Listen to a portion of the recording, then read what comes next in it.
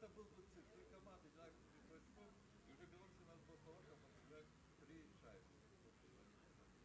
А сейчас им достаточно. Но в основное время. Но если в основное время заканчивается... обычно показывает, наши не могут. Да. А словаки слабые. Там нигде СЛовцы не приехали. Так шайбы они возят, да? Но остроты, чтобы шелка там была. Я думаю, что белорусы решал. Ты понимаешь, и тех устраивает ничья, а этим нужна только победа. Вчера пляжный футбол, я с Грибов еду, Россию посмотреть. А тут у нас записи начинают делать. Я как раз приезжаю, такой матч начинаю. Смотрю, эти россияне ни о чем. 5-3 проигрывают. А они что-то не показали, там сразу раз, что-то перескочили, не показали, как... А там ничья. Да, так они показали, как 5-й гол, короче, не показали. 4-й не показали, короче. Потом пенальти тоже начали, что это пенальти. Запись. Что? Я путаю. Это интересно. Я сегодня утром смотрел. Нет, Сенегал. Сенегал. А Сенегал Бразилию. Федорович, где там здравствует? Ай. Завтра посмотрим.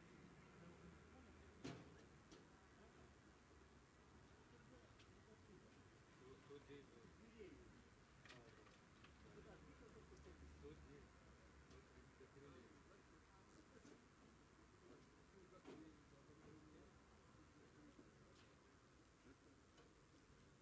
А пляжный повод.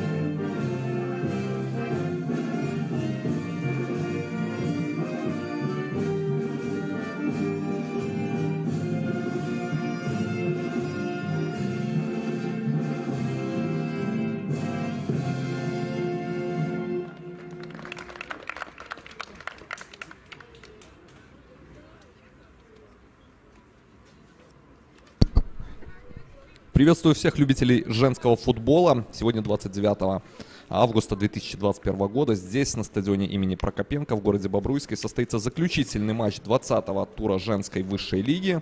Матч между женскими командами «Бобруйчанка» и женским футбольным клубом «Минск» Андрея Пышника. А комментировать эту игру для вас буду я, комментатор АБФФ Сергей Фоминский. Команда Николая Касаткина, вне всяких сомнений, соскучилась по игре, ведь поединок 19-го тура между минским «Динамо» БГУФК и Бобруйчанкой был перенесен в связи с выступлением «Динамо» в квалификации Лиги Чемпионов. Ну и поэтому желто-черные свой последний матч в чемпионате провели в далеком, уже, наверное, скоро можно будет говорить, августе месяце, 1 числа. Ну а сегодня уже 29 число, и, соответственно, практически месяц девушки из Бобруйска были вне игры. Но думается, что желто-черные воспользовались этой вот паузой и смогли полноценно отдохнуть, зарядиться энергией. Ну и хочется верить, что сегодня подопечные Николая Касаткина все-таки смогут противостоять такому вот серьезному оппоненту в лице столичного коллектива Андрея Пышника. Хотя, конечно, сделать это будет ой как непросто. Ну и к тому же горожанки также вот в Бобруйск пожаловали аккурат после поединка в квалификации Лиги Чемпионов. Но, в принципе, я так уверен, что нас сегодня ждет такое увлекательное противостояние. Ну и, в принципе, можно, я думаю, этот поединок даже так в целом отнести к одному из главных поединков этого самого 20-го тура. Ну что ж, друзья, все готово к старту этого матча. Ну и я, наверное, давайте представлю стартовые составы играющих сегодня команд. Начнем с гостей. Женский футбольный клуб «Минск» представлен сегодня в следующем составе. В воротах 12 номер Полина Малаева, футболистки в поле 18-я Реджина Отту, 44-я Валерия Богдан, 23-я Анастасия Побегайла, 16-я Милана Суровцева, 2-я Ульяна Асаула, 7-я Анна Сас, 99-я капитан команды Ксения Кубичная, 9-я Армиса Куч, 11-й номер Сельма Капитанович и номер 25 Ономы Эбби. Главный тренер женской футбольной команды «Минск» Андрей Юрьевич Пышник.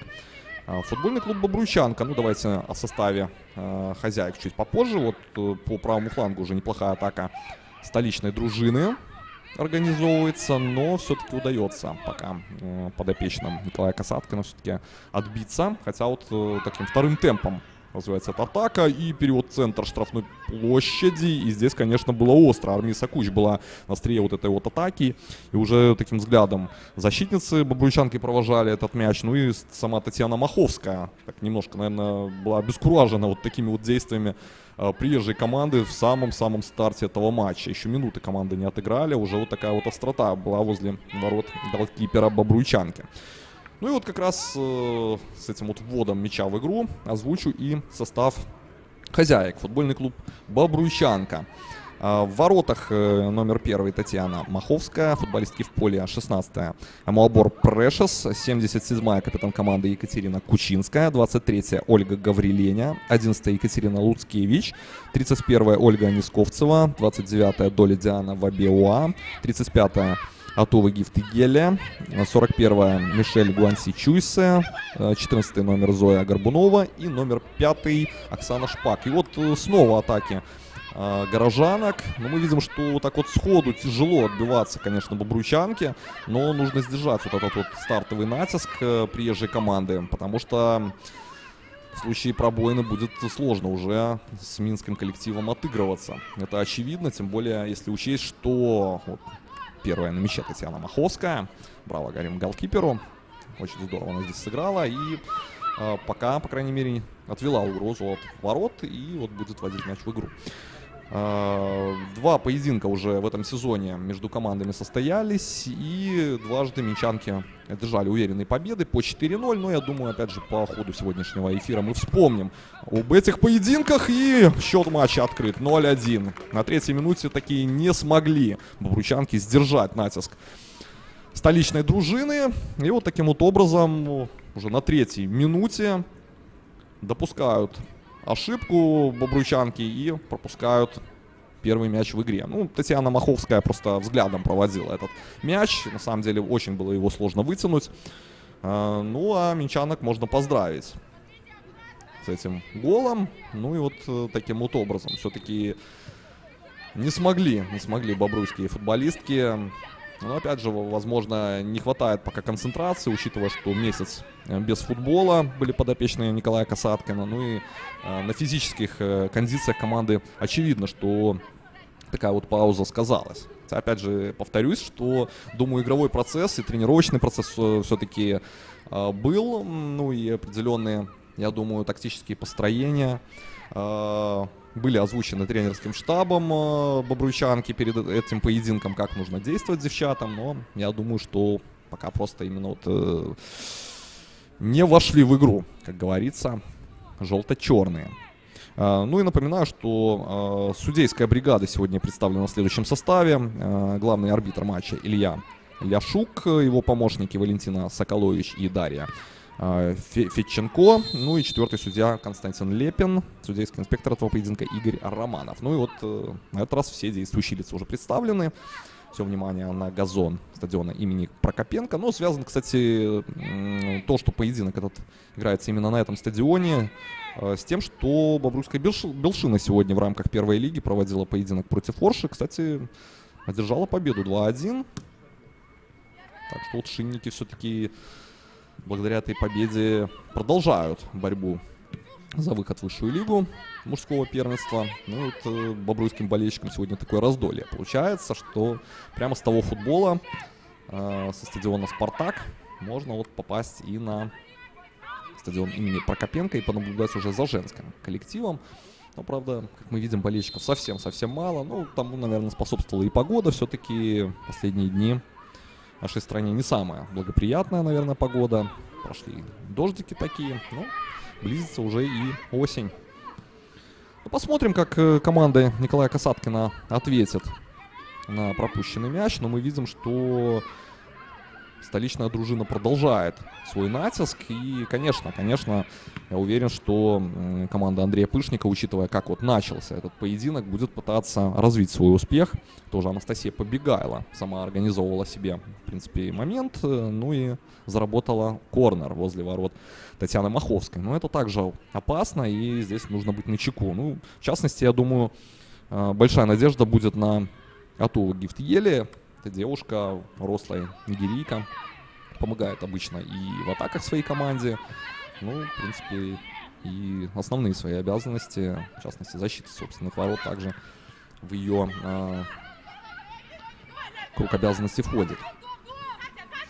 Анасас развернулась, дала мяч на партнершу, ну а это уже Валерия Богдан.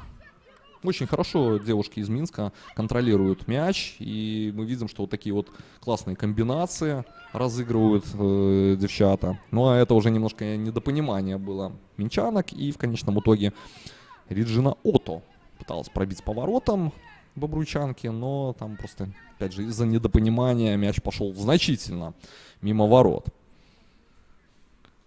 Ну и снова Татьяне Маховской помогает защитница. Носит мяч в игру. Но вообще у команды Николая Касаткина, в принципе, по ходу всего сезона были определенные кадровые проблемы. Сегодня также мы это наблюдаем. В запасе лишь 3 футболистки. Это Виктория Шляхтина, Дарья Хромко и Светлана Пехота. У Андрея Пышника намного больший выбор. Ну, понятно, команда участвовала в Лиге чемпионов. Ростер, в принципе, как футбольного клуба Минск, так и Динамо БГУФК, конечно, все-таки значительно отличается от соперников своих, и есть, как говорится, из кого выбирать. В частности, сегодня у женской футбольной команды Минск в запасе голкипер Мария Жаманакова, ну и футболистки полевые Диана Бакум, Елизавета Пинчук, Виктория Марчик, Наталья Смукович, Анна Кашинская и Анна Красикова. Так что, в принципе, в зависимости от того, как будет развиваться сегодняшняя встреча, я думаю, и Андрей Пышник будет делать какую-то ротацию, будет делать замены. Но пока, в принципе, одна команда сегодня доминирует, это очевидно. Женская футбольная команда Минск. У бобруйчанки пока абсолютно ничего не получается. В принципе, есть определенные проблемы, тут сразу заметно, и в обороне, но, кроме того, и выход из обороны в атаку абсолютно не получается. Даже вот в этом эпизоде желто-черные просто отбиваются, но каких-то вот попыток серьезных контратаковать, даже мыслей таких нету у подопечных Николая Касаткина. А вот минчанки по-прежнему давят и пытаются все-таки развить свой успех. Ну и сегодня, друзья, наверняка вы уже знаете, но тем не менее озвучу, пришла печальная новость. Ушел из жизни Юрий Алексеевич Пудышев, ему было 67 лет. Большую часть игровой карьеры этот выдающийся советский белорусский футболист провел в Минском «Динамо», за которое, кстати, выступал с 1976 по 1984 года. Ну а в 1982 году с бело-голубыми стал чемпионом СССР. Ну, кстати, в 1983, год спустя, брал также бронзу с минским коллективом. В 1986 году завоевал серебряные медали, также, кстати, с «Динамо», только уже московским. Но в последнее время Юрий Пудышев трудился тренером юношеских команд «Батэ». Ну и вот что интересно, вот наверняка многие болельщики помнят, как 25 октября 2010 года в возрасте 56 лет Юрий Алексеевич вышел на поле на 90-й минуте в матче команд «Батэ» и Брестского «Динамо», ну и тем самым, кстати, установив рекорд чемпионатов Беларуси. Ну, однозначно легендарный футболист. Ну, вечная память этому человеку. Так что вот такие, к сожалению, печальные новости. Ну, время беспощадно, и вот, к сожалению, время от времени бывают такие вот скорбные минуты. Но у нас попытка была, по крайней мере, бобруйчанки организовать какую-то атаку возле ворот Полины Малаевой, но мы видим, в принципе, ничего толком так разыграть не получилось у желто-черных. Ну и здесь бы уже на контратаку гостей не нарваться, а это получается у минчанок. И здесь уже как раз таки нигерийка Атувы Гифтьелия выносила мяч, но правда тоже как-то у нее не получилось поднять футбольный снаряд, и мы видим, что угроза по-прежнему воротам Татьяны Маховской очевидно может возникнуть. Ну а минчанки очень так здорово комбинируют, по большей степени играя по правому флангу. Можно играть, показывает Илья Ляшук. Ну а здесь уже фол как раз таки со стороны горожанок. И будет штрафной удар. Ну, заканчивая вот тему, кстати, о личных противостояниях бобручанки и женской футбольной команды Минск. Впервые в этом сезоне эти команды встретились 20 марта. Ну и тогда вот как раз таки здесь бобручанка уступила 0-4 минчанкам. Отличились тогда в первом тайме Суровцева и Побегайло. Во второй половине встречи Ласточкина и также Анастасия Побегайло. Вот оформила она дубль в том поединке. Ну и второй матч команды провели в рамках 11-го тура. Игра уже эта состоялась в Минске. Ну и тогда также горожанки были сильнее 4-0. 4 июня, кстати, эта игра прошла. Ну и тогда в первой половине встречи также отличились Суровцева и Кашинская. Во второй половине игры Побегайло и Шаровец. Вот такие вот девушки отличились в той встрече. Ну и вот что примечательно, что схоже в этих двух матчах, так это то, что горожанки и в первой и во второй встрече после первого тайма вели 2-0. Вот такие вот зеркальные получились матчи. Ну, посмотрим. Пока, собственно, и третья игра очень напоминает и те две игры, поэтому ничего как бы нового мы пока не видим. Ну, а Суровцева и Побегайло такие злые гении для бобручанки. Эти девушки забили и в первой, и во второй встрече. Поэтому бобручанкам нужно держать ухо востро и следить за своими оппонентами. Посмотрим, как эта игра сложится. Ну и стоит отметить, что Милана Суровцева и Анастасия Побегайло являются лучшими бомбардирами футбольной команды Минск. У Миланы получается 23 мяча на данный момент. Ну и у Анастасии Побегайло 21 забитый мяч. Ну а лучшим бомбардиром пока женского первенства является Екатерина Дудко, которой было до старта вот этого 20-го тура 24 забитых мяча, но она приплюсовала в этом туре еще себе 2 мяча в актив. Соответственно, у Екатерины Дудко на данный момент 26 голов за команду Неман. Очередной угловой возле ворот Татьяны Маховской. Ну и посмотрим, что на этот раз горожанки продемонстрируют. Ну, здесь не очень удачно сыграла как раз таки Татьяна на выходе. Но, правда, пока угрозу бобручанки ликвидировали. Ну и в конце концов, может, получится какая-то атака. Нет, и снова определенные проблемы с выходом из обороны.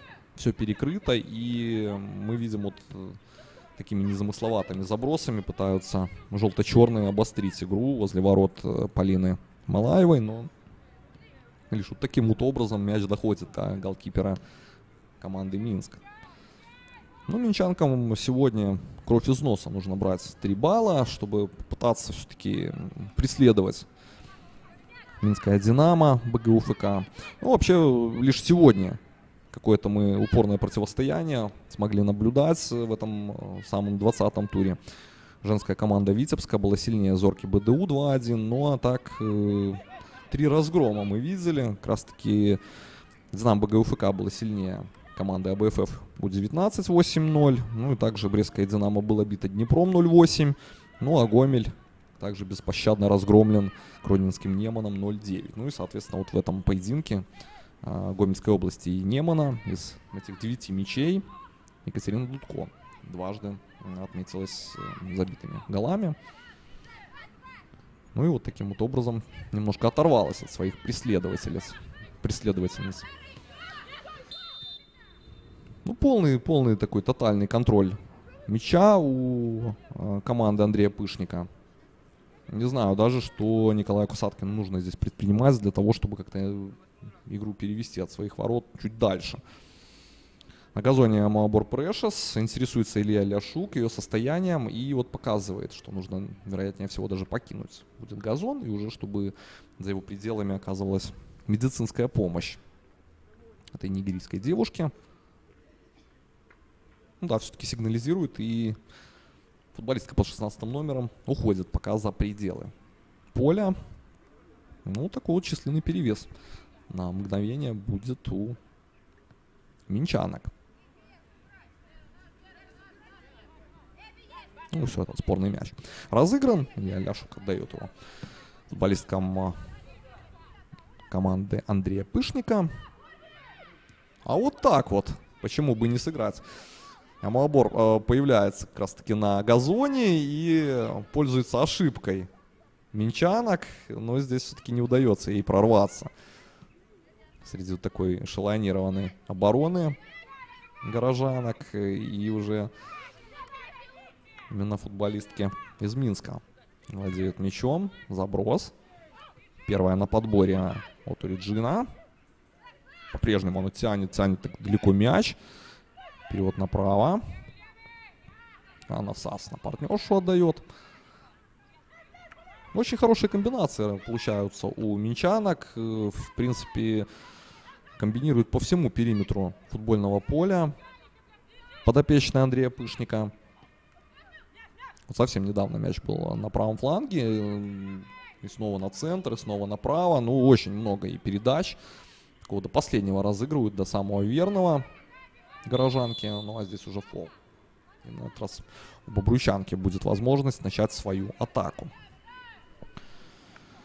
Ну, конечно, формировал тренерский штаб футбольной команды Минск перед стартом вот этой квалификации Лиги Чемпионов состав свой. Ну и в июле месяце очень много футболисток пришли в стан этой вот команды из Минска. В частности, черногорка Дарья Джукич, также Ксения Кубичная, Диана Бакум, Мария Жманакова, Сельма Капитанович, Армиса Куч. Вот все вот эти вот девушки пополнили команду Андрея Пышника буквально вот месяц-2 месяца назад. Поэтому, возможно, не все влились так полностью в этот коллектив, но многие девчата, вот, которые пополнили футбольный клуб Минск, уже помогли команде и в Лиге Чемпионов. Но опять же, о поединках, этих вот перипетиях в рамках квалификации чуть попозже, я думаю, поговорим. Что касается команды Николая Касаткина, то таким последним ярким, наверное, пополнением была Амабор Прешес, ну и, наверное, вот африканка Диана Доли-Вабиоа и Мишель Гуанси-Чуйса. Ну, кстати, стоит отметить, что ушла Валерия Бондарева из Бобручанки в Могилевский Днепр. Также вот такой вот был трансфер. Но в целом, опять же, из-за финансовых моментов определенных не получается тренерскому штабу желто-черных пригласить опытных футболисток. Да и, собственно, в целом пригласить футболисток. Вот яркий тому пример является, что совсем уж мало на скамейке запасных девушек. И Николаю Касаткину, конечно, не приходится выбирать, кто появится на футбольном газоне. И наблюдаем мы такую картину из тура в тур. Ну, притом, обычно мы это видели на выезде, когда команда играла, но даже вот сегодня с таким серьезным оппонентом в лице женской футбольной команды Минск выбор небольшой у Николая Федоровича для того, чтобы усилить игру своей команды. Напомню, что в запасе лишь 3 футболистки. Виктория Шляхтина, Дарья Храмко и Светлана Пехота могут появиться на газоне. Но это Анастасия Побегайла. Навес, удар головой, штанга, серия каких-то рикошетов. И здесь уже каким-то чудом не удается забить минчанкам. Ну и уже Армиса Куч уже, казалось, также замкнет после попадания в стойку ворот этот момент. Вот смотрим повтор. Штанга, ну и да, здесь уже защитница более расторопно сыграла, хотя, в принципе, Армиса Куч также была на подхвате и в случае чего могла замыкать этот момент. Так, продолжается после углового. Побегайла, перевод направо. Мягкий заброс, и здесь снова чудом, просто чудом не попадает мяч в ворот Татьяны Маховской. Наверняка сейчас мы увидим повтор этого момента на втором этаже. Конечно, здорово горожанки играют. И большие трудности пока в защитных порядках у бобруйчанки возникают. Даже, не знаю, опять же, за счет чего Николаю Касаткину удастся изменить что-то в ходе сегодняшнего поединка. Вот, спасибо за повтор этот. И наблюдаем момент. Мягкий заброс Ксении Кубичной и наносила уже, замыкала этот момент Номи Эбби. Но в ворота не попала. Очередной штрафной удар. Быстро минчанки его разыгрывают.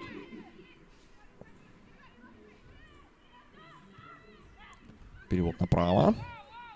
Это Анна Сас. Ну а здесь уже все-таки фол был со стороны горожанок. И готовый гифт на газоне.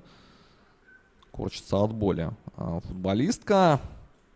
Ну, вот мы видим, что партнерша по команде Татьяна Маховская интересуется здоровьем нигерийки. И поднимает ту на газон. Все вроде с ней нормально. Продолжена на игру. 21 минута позади в сегодняшней встрече. Бобруйчанка, женский футбольный клуб Минск 0-1. Ну и пока будем все-таки справедливы, наверное, команде Николая Касаткина еще повезло, что счет на табло пока такой. Потому что были у горожанок моменты для того, чтобы уйти в отрыв с более существенным таким преимуществом. Но вообще в последних сезонах не удается бобруйчанке набрать какие-то баллы в поединках против Минска. Ну, может быть, сейчас что-то получится. Неплохо разыгрывают девчата в желто-черной форме этот момент. Но здесь, по всей видимости, положение вне игры было. И футбольный снаряд переходит снова к команде Андрея Пышника. Смотрим этот момент. Да, видимо, положение вне игры здесь было. И, по всей видимости, Илье Люшуку просигнализировал лайнсмен. Ну, кстати, лайнсмены сегодня, я напомню, это девушки Валентина Соколович и Дарья Федченко. Так вот, за последние 2 сезона не удается бобруйчанке взять баллы в поединках против Минска. Но если вот в этом сезоне я уже упоминал, что 2 поражения у бобруйчанки по 4-0, то в сезоне 2020 года также, кстати, он прошел в 3 круга. Бобруйчанка уступила в рамках 5-го тура 0-3. Ну, чуть-чуть, опять же, попозже об этом. Навес, хороший штрафной удар. Ну и кто здесь первый? Ошибка Полины Малаевой. И вот из этого момента, конечно, подопечные Николая Касаткина могли выжить намного больше, нежели вот этот вот удар от ворот в исполнении голкипера Минска. Конечно, момент был крайне острый, но не получилось. К сожалению, для бобруйчанок не получилось здесь выжить максимум. Ну, неплохо, в принципе, навешивала капитан Екатерина Кучинская в штрафную площадь Полины Малаевой. Но вот замкнуть пытались там африканки бобруйской команды, но и Атовый Гифт Ели, ну и Дольдянова и Биоа не смогли дотянуться до мяча. Так вот, в прошлом сезоне в рамках 5-го тура Бобручанка уступила горожанкам 0-3. Отличились тогда Надежда Сесе, Тамила Химич и Юлия Дубень у минского коллектива. Затем в рамках 12-го тура горожанки также были сильнее. 4-0. Побегала Бичная, Дубль и Химич отметились забитыми мячами. Ну и в рамках 19-го тура, уже там под самый занавес чемпионата, Бобручанка дома уступила Минску 1-3. Ну и тогда у горожанок отличились Шматко, Побегайла и Белая. Ну а у Бобручанки Ольга Анисковцева на 77-й минуте забила единственный мяч. Так что, вот, исходя из этих результатов, 5 последних поединков, соответственно, в прошлом сезоне и в этом сезоне, Бобручанка не то что очки взять не может, так, собственно, и голов-то особо не забивает. Вот лишь Ольга Анисковцева в 5 последних матчах против Минска забила единственный мяч. Ну, а пропустила достаточно много, соответственно, 10 в прошлом сезоне, ну и уже 8 в этом. Ну, плюс, если приплюсовать сегодняшний матч, 19 пропущенных мячей и 1 забитый. Поэтому очень сложно команде Николая Касаткина даются поединки против одного из лидеров чемпионата. Ну и, конечно, можно понять, все-таки Динамо, БГУФК и женская футбольная команда Минск, ну, может быть, не на голову всех сильнее, именно всех коллективов в женском нашем первенстве, но все-таки большинства коллективов очевидно, что эти команды сильнее. Ну и в прошлом году, если уже заканчивать тему сезона 2020 года, Бобручанка заняла 6-ю строчку в турнирной таблице итоговой из 8 команд. Минск был 2-м. Также вот следом как раз-таки за появившимся как раз-таки в 2020 году Динамо БГУФК. Ну, в этом году, в сезоне 2021 года, все так же складывается вот по сценарию прошлого сезона. Уж очень все похоже. Ну и минчанки также пока в роли догоняющих выступают. Ну и, конечно, если бы все-таки удалось команде Андрея Пышника хотя бы в одном из поединков против Динамо БГУФК взять хотя бы 1 балл, было бы все куда более веселее для столичной дружины. Потому что будет еще в 3-м круге игра между Динамо БГУФК и Минском, но пока, конечно, радости мало от этого у Андрея Пышника, потому что отрыв все-таки 6 баллов — это существенный отрыв, учитывая, что динамовки идут абсолютно без потерь в этом сезоне. И остановить эту машину будет крайне тяжело.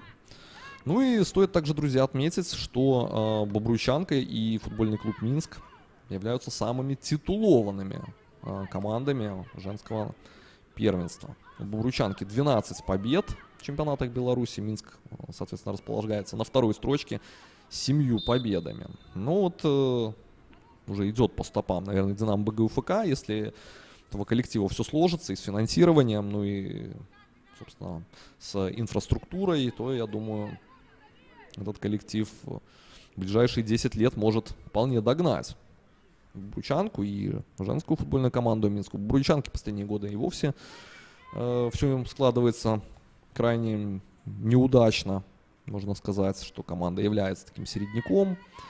Ну, конечно, хватает девчат, которые в свое время играли и за сборную Беларуси, и в России выступали, и в других чемпионатах. Ну и, конечно, опыта не отбавлять. Это, в частности, и Оксане Шпак, и Екатерине Кучинской, и Ольге Анисковцевой. Но, тем не менее, одного опыта недостаточно. Опять же, касательно финансов и ростера команд, здесь уже определенные трудности у бобруйского коллектива вступают наружу, как говорится. Ну и хватать каких-то звезд с неба пока этой команде не приходится.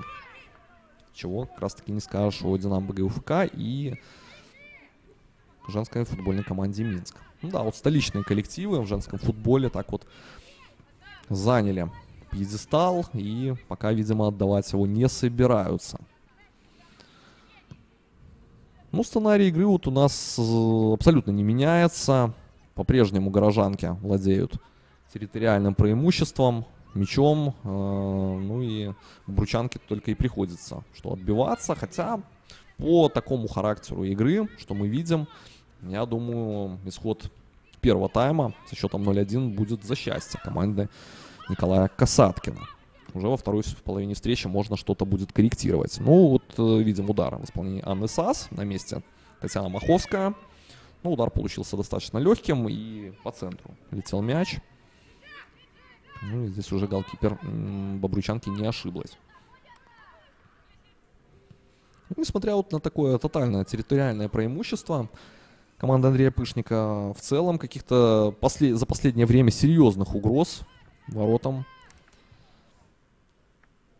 хозяек мы не видим. Ну и, кстати, друзья, также отмечу, что Андрей Пышник, ему 53 года, уроженец города Минска, в бытность футболистом выступал на позиции полузащитника. Ну и выступал в Киргизии, в Казахстане за командой Уралец, в частности, нынче именуемый Акжаик. Также в Беларуси выступал Заким, Минская Торпеда. Ну и успел потренировать такие команды, как РУОР. Кстати, в структуре Минского Динамо тренировал дубль этой команды. Были Минская Торпеда, футбольный клуб Минск. Ну а сейчас вот уже женский футбол он перебрался. Ну и мы видим, что есть определенные успехи.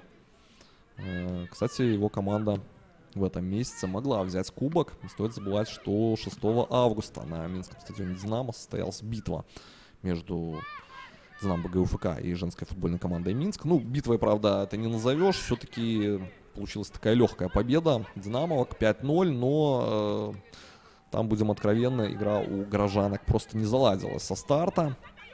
Но, тем не менее, мог Андрей Юрьевич в этом сезоне взять трофей со своим коллективом, но пока сделать этого не удалось.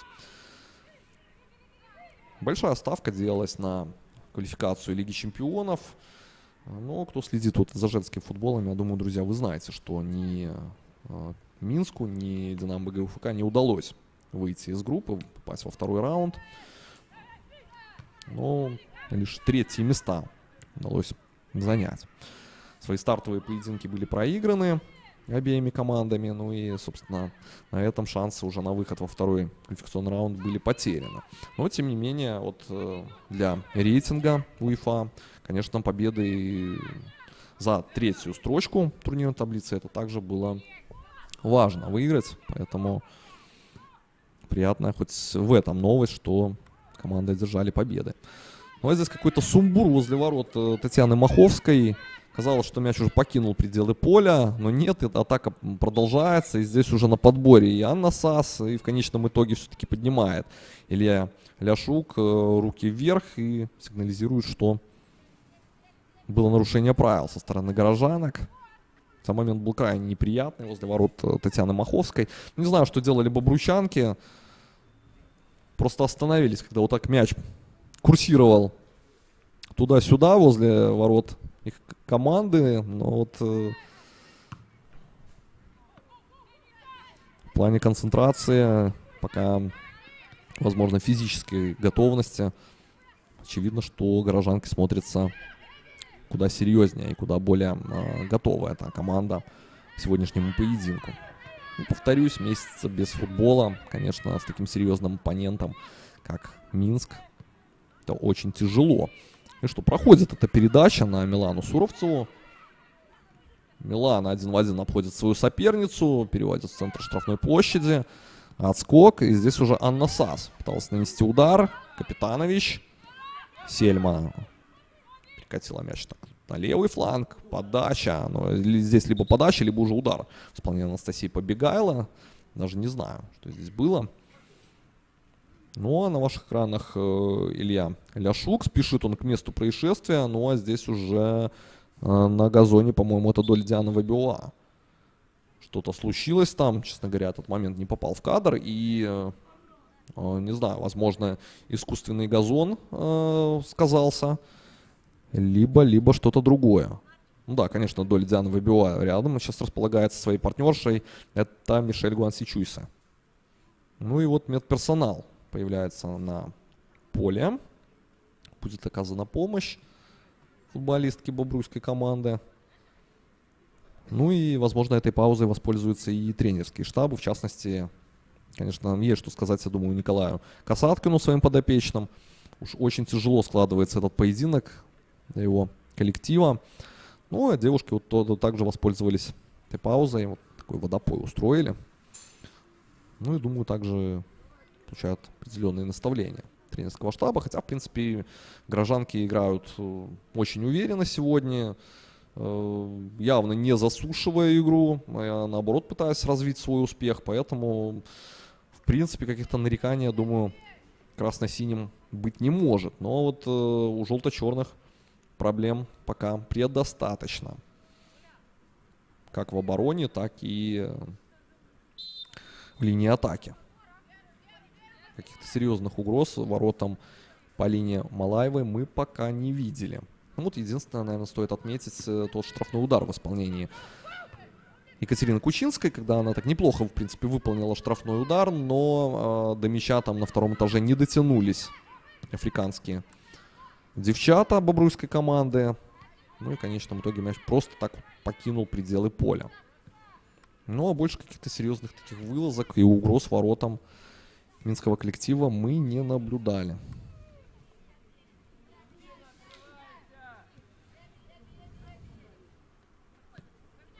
Снова минчанки владеют мячом. Пока абсолютно не позволяют его перехватить. Такой тотальный контроль. Эбби Аноми. Очень интересная, кстати, футболистка. Уже возрастная. 38 лет этой нигерийки. Родилась, кстати, Эбби Аноми в городе Лагос. Это бывшая столица Нигерии до 1992 года. Сейчас напомню, что столица Нигерии город Абуджа. Выступала Эбби Аноми за команду Бьелса Куинс, шведский Юргарден. Выступала и в Турции. Очень здорово себя, кстати, проявила в команде Аташехир в сезоне 2011-2013 годов. За 28 поединков 21 гол у нее был. В 2013 году шведский клуб Сананна. Затем с 14 по 16 года выступала как раз таки в Беларуси за Минск. Кто здесь первый на подборе, все-таки удается бобруйчанке отбиться. Но в этом году, кстати, Эбби Аноми вернулась в чемпионат Беларуси. Был у нее вояж китайский Хенан. С 17 по 20 года она выступала за вот этот коллектив. Ну и стоит также отметить, что с 2003 года Эбби является игроком сборной Нигерии, множество наград имеет в составе национальной команды.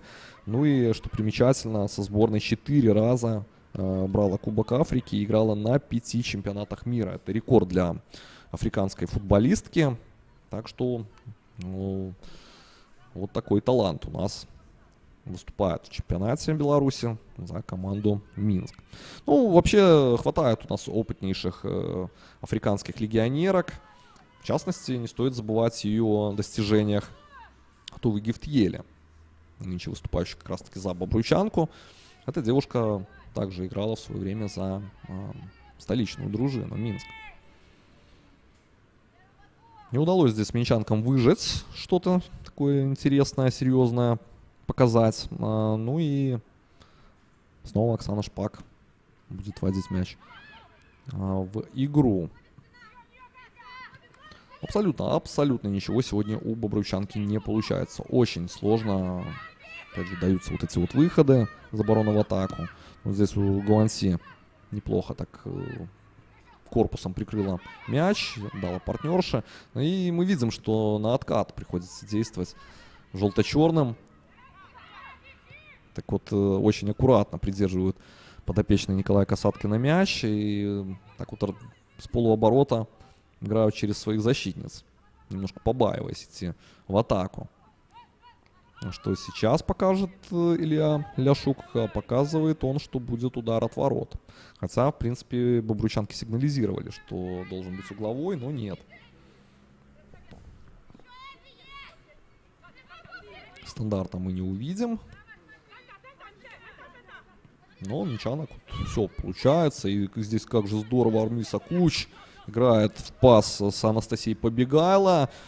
Не проходит эта разрезающая передача на ход в исполнении Побегайла на Армису Кущ. Но Армиса Кущ уже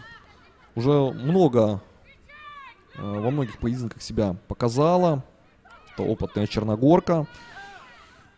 11 мячей уже на ее счету. И напомню, что совсем недавно она пополнила ряды коллектива из Минска. 29 лет Армисе Кущ. Родилась в городе Никшич. Это второй, кстати, по величине после Подгорицы индустриальный центр Черногории. Там в районе 60 тысяч человек проживает. Выступала, кстати, Армиса Кущ за родной клуб «Экономист» он назывался, с которым в сезоне 12-13 годов, кстати, стала чемпионкой Черногории. С 14 по 16 года выступала за Сараево 2000 в Боснии и, кстати, стала двукратной чемпионкой этой балканской страны. Также дважды брала Кубок Боснии. Выступала в Швеции, выступала за испанские Сарагосу и Малагу. Ну а с 2019 по 2021 года снова были в ее биографии боснийский Сараево 2000. Ну и в 2021 году, как я уже говорил, пополнила наряды женской футбольной команды Минск. И с 2012 года Армиса Кущ выступает за сборную Черногории. На ее счету 50 поединков и 16 забитых мячей. Ну, очень, конечно, опытные девушки пришли в команду Андрея Пышника. Ну и, конечно, противостоять уж очень тяжело соперницам. 5 минут остается до завершения первого тайма поединка между Бобручанкой и женской футбольной командой Минска. Хороший какой заброс в штрафную площадь Полины Малаевой. Но опять же замкнуть не удается. Вот никого не было на подхвате у бобруйской дружины. Мяч так летел по центру, и в случае, если удалось бы все-таки там как-то перехватить, либо замкнуть, то были бы определенные проблемы у минчанок. Ну а так совсем уж, я думаю, скучает там Полина Малаева на последнем рубеже в воротах своей команды. Вперед в центр проходит передача.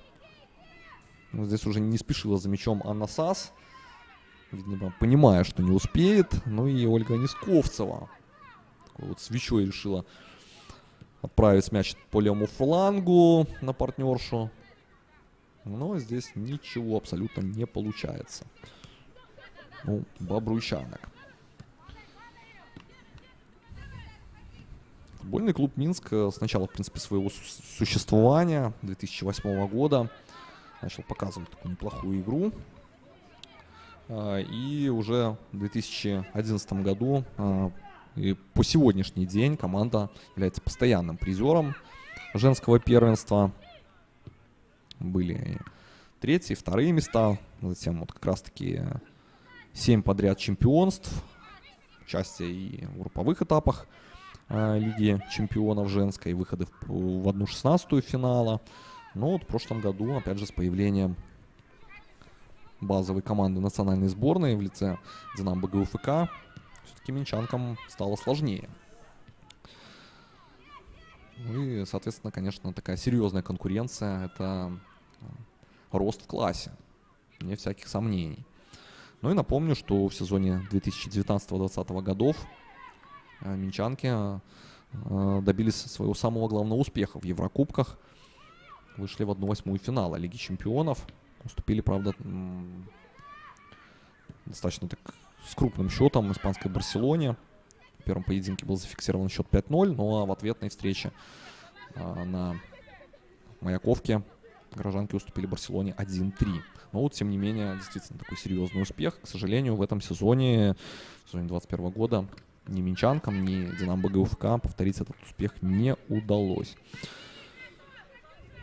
Ну, кроме семикратных чемпионок, вот, кроме этого достижения, Минск является 8-кратным обладателем Кубка Беларуси, ну и 6-кратным обладателем Суперкубка Беларуси. Так что команда очень серьезная. Но бобруйчанки самые, наверное, главные успехи как раз-таки на рубеже 2000-х годов были добыты. Ну и уже вот во второй половине этой встречи, я думаю, поговорим так о Еврокубках. выступлении Минска в двух проведенных матчах. Ну и я думаю, вспомним, как Бобруйчанка, кстати, выступала также. На тот момент еще в турнире под названием Кубок УЕФА, который затем был переименован в Лигу Чемпионов.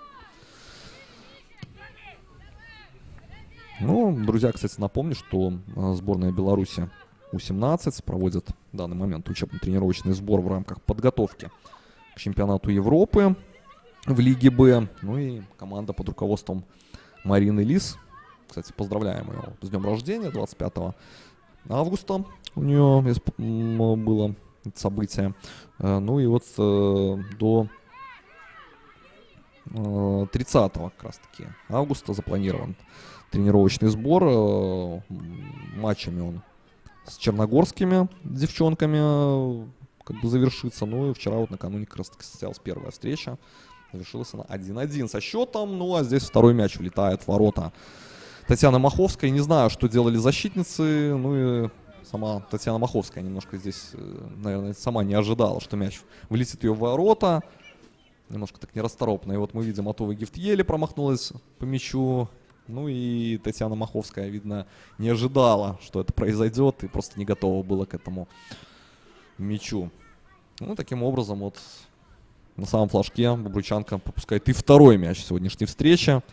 Конечно, к этому все шло, но пропускать такой мяч — это крайне обидно, крайне досадно. Ну и вот гол в раздевалку еще получает команда Николая Касаткина. 1 минута добавлена к основному времени первого тайма. Ну и мы видим, что не изменяют команды традициям. В первом и во втором круге, я уже напоминал, по 2-0 завершились первые таймы поединков между Минском и Бобруйчанкой. Ну и сегодня, по всей видимости, также с таким счетом завершится первая половина игры. 0-2.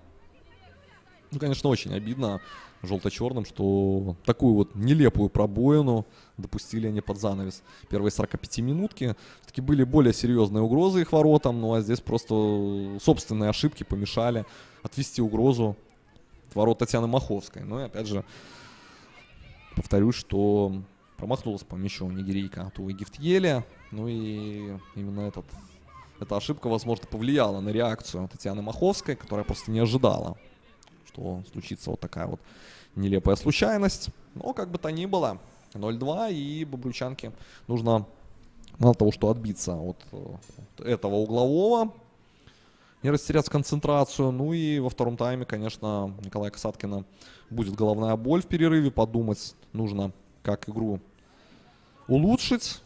Пока же очень трудно сказать, за счет чего Бобруйчанке удастся поменять характер этой встречи. Учитывая, что ударов по воротам Полины Малаевой мы не видели вовсе. Были какие-то попытки, но каких-то серьезных угроз воротам минчанкам мы не наблюдали. Ну а Илья Ляшук дает свисток, который означает нас, что первый тайм поединка Бобруйчанки и Минска позади, 0-2. Ну что, друзья, уходим на перерыв. Через минут так 10-12 вернемся в Бобруйск на стадион имени Прокопенко. Ну и будем наблюдать второй тайм этого матча.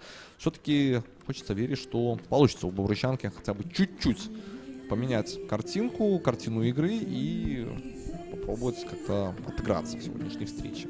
К сожалению, пока мы видим одну лишь команду. Это команда Андрея Пышника, футбольный клуб Минск. Ну что, друзья, через минут 12 возвращаемся в Бобруйск.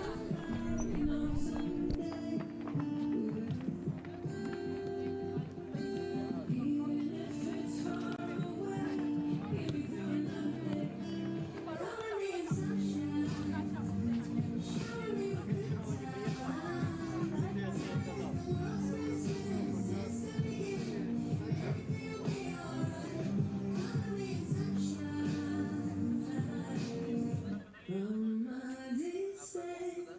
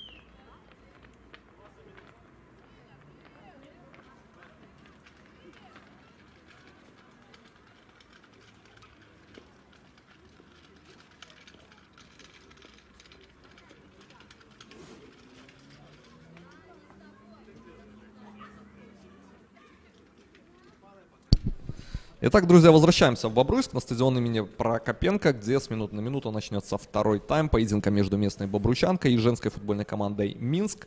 После первого тайма впереди подопечные Андрея Пышника 0-2, минчанки впереди. На третьей минуте Анастасия Побегайло вывела свою команду вперед, тем самым, кстати, забив 22-й мяч в этом сезоне. Ну а на 45-й минуте автоголом отметилась Екатерина Кучинская. Ну там, правда, куча мало была и, честно говоря, там серия каких-то рикошетов, отскоков. Ну и в целом просто не повезло скорее Татьяне Маховской. Не удалось голкиперу бобруйчанки тот мяч выцепить. Ну и таким образом, не знаю, что сказал Николай Касаткин своим подопечным, ну и тренерский штаб, собственно, бобруйчанки, но будем верить, что все-таки характер игры чуть-чуть поменяется и удастся, конечно, не красно-синим, а желто-черным все-таки навязать какую-то маломальски борьбу своим оппонентам. В перерыве состоялось две замены. Вместо Миланы Суровцевой под 16 номером, которая играла, вышла на газон стадиона имени Прокопенко Елизавета Пинчук. И вместо африканки Номи Эбби, которую, кстати говоря, рассказывал ее биографию в первом тайме, появилась на поле Анна Красикова под 33 номером. Так что тренерский штаб команды Андрея Пышника уже такие вот даже моменты выполняют, то есть ротация состава, и в принципе можно понять по характеру игры, пока все у горожанок ладится и удается. Ну что, друзья, давайте, наверное, представлю все действующие лица этого самого поединка. Главный арбитр матча сегодняшней встречи Илья Ляшук и его помощники. Отмечаем, кстати, этот момент. Две девушки, Валентина Соколович и Дарья Фетченко. Четвертый судья Константин Лепин, судейский инспектор этого поединка Игорь Романов. Нарушение правил, и бобруйчанка будет вводить мяч в игру. Ну а на газоне была Мишель Гуанси Чуйсе. Кстати, она в первом тайме получила повреждения, но благо все с ней хорошо. И вот второй тайм мы видим, она в поле. Футбольный клуб «Минск» представлен в следующем составе. В воротах по-прежнему 12 номер Полина Малаева, футболистки в поле. 18-я Реджина Оту, 44-я Валерия Богдан, 23-я Анастасия Побегайло, 2-я Ульяна Асаула, 7-я Анна Сас, 99-я капитан команды Ксения Кубичная, 9-я Армиса Куч, 11-я Сельма Капитанович, 10-я Елизавета Пинчук, 33-я Анна Красикова. Главный тренер команды «Минск» Андрей Юрьевич Пышник. Футбольный клуб «Бобруйчанка». В воротах первый номер Татьяна Маховская. Футболистки в поле 16-я Амалабор Прешес. 77-я капитан команды Екатерина Кучинская. 23-я Ольга Гавриленя. 11-я Екатерина Луцкевич. 31-я Ольга Нисковцева. 29-я Доли Диана Вабиуа. 35-я Атовы Гифтиеля. 41-я Мишель Гуанси Чуйсе. 14-я Зоя Горбунова. И номер 5 Оксана Шпак. Главный тренер команды «Бобруйчанка» Николай Федорович Касаткин. Ну и, друзья, отмечал я в первом тайме, что лишь 3 футболистки в ротации команды Николая Касаткина. Это Виктория Шляхтина, Дарья Хромко и Светлана Пехота. Ну, выбор, конечно, небольшой, но, тем не менее, хоть какую-то рокировку можно все-таки сделать. Но у Минска куда шире вот эта вот лавка запасных. Ну, если Пинчук и Красикова уже появились на поле, то в запасе остались голкипер Мария Жаманакова, ну и полевые футболистки Диана Бакум, Виктория Марчик, Талия Асмакович и Анна Кашинская. Вот такие также девушки могут появиться сегодня на газоне. Удар по воротам и третий мяч в сетке ворот Татьяны Маховской. И, по-моему, это Армиса Куч. Можно поздравлять эту девушку, эту балканку. Смотрим, да, все верно, с левой ноги. Очень здорово в дальний от Татьяны Маховской угол отправляет Армиса Куч мяч. Ну и тем самым Черногорка делает счет уже 0-3. Ну, не знаю, какую интригу можно искать уже в этом поединке, но это уже серьезная заявка команды Андрея Пышника на победу в сегодняшней встрече. Ну и, друзья, уже отмечал я, что пока 2 поединка, которые состоялись в рамках первого-второго кругов, минчанки по 2-0 выигрывали у бобруйчанки в каждом из таймов. Но вот сценарий этого поединка точь-в-точь пока соответствует играм первого и второго круга. Такие, как под копирку, да, команды действуют. неточный вынос от Увы Гифт. И вот повторным таким ударом она все-таки выносит мяч на половину поля горожанок. Неплохо. И вот здесь может уже Доль Диана Вабиуа сможет создать какой-то момент для своей команды. На Ольгу Анисковцеву была передача, но здесь Оля просто побоялась уже играть так в стык с соперницей, чтобы не травмировать минчанку. Ну и такая вот потеря пошла. Ну а это уже Ульяна Саула. Интересная девушка, молодая футболистка. Ну и не так уж она много матчей провела за горожанок, но потихонечку так вот подпускают ее тренерский штаб ко встречам. Ну, пока, получается, у нее в активе 10 игр в этом сезоне. Ну, пока, в принципе, в деле так серьезно защитниц минской команды мы сегодня не видели. Уж совсем все грустно в атаке у бобруйчанки. Есть попытки, есть вот какие-то такие контрвыходы. Но, опять же, какой-то серьезной остроты у ворот Полины Малаевой мы не видим. В первом тайме я напомню, что был такой неплохой штрафной удар в исполнении Екатерины Кучинской. Мяч шел именно на голкипера команды Минск, но промахнулся, кстати, перчатками по мячу Полина Малаева. Но замкнуть вот ту передачу все-таки бручанкам не удалось. Ну и таким вот образом тот момент был загублен. Ну а так в целом каких-то серьезных угроз у ворот горожанок мы не видели. А вот у ворот Татьяны Маховской с таким периодическим постоянством возникают угрозы. И даже сейчас очередной корнер мы видели в исполнении красно-синих. Но на этот раз удается все-таки отбиться по брючанкам. Ну и, друзья, как обещал, вспомним о недавних перипетиях команды Андрея Пышника в Лиге Чемпионов. Я напомню, что женская команда Минск выступала в группе 3 первого отборочного раунда Лиги Чемпионов, заняла 3-е место, но у нас 4-й гол в сегодняшней встрече, 0-4. 0-4 становится счет, но здесь просто разорвали минчанки. Вот смотрим, какая классная передача проходит. Ну и здесь уже 1 в 1 выходит футболистка под 44-м номером. Это Валерия Богдан. И поздравляем Валерию с забитым мячом. На 52-й минуте она делает счет 0-4. Ну, главное, чтобы команда Николая Касаткина не развалилась полностью. Пока, к сожалению, ничего не удается коллективу бобруйскому. Ну и вот мы видим, даже банальные такие вот глупые ошибки уже допускают девушки. Это, конечно, может закончиться все куда хуже, чем вот наши традиционные, да, вот по личным этим встречам 2-0 за тайм.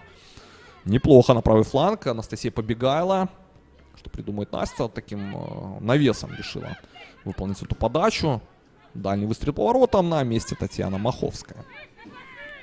Вот кому-кому, но, наверное, к Татьяне Маховской меньше всего пока претензий может быть. Ну, единственное, что второй мяч, когда она пропускала, возможно, могла кипер бобруйской команды сыграть чуть получше, но в целом я напомню, что там киксанула, промахнулась даже по мячу нигерийка от Увы Гифт. Ну и тем самым координацию просто потеряла Татьяна Маховская, ну и не смогла среагировать на этот удар. Ну а так в целом голы достаточно с близкой дистанции забиты футболистками минской команды, поэтому парировать какие-то удары было, в принципе, достаточно сложно Татьяне Маховской.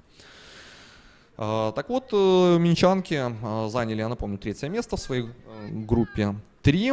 Ну и вот снова не удается, ну опять такая небольшая отсрочка моего рассказа. Дарья Храмко появляется на поле вместо Оксаны Шпак. Это замена в составе хозяек.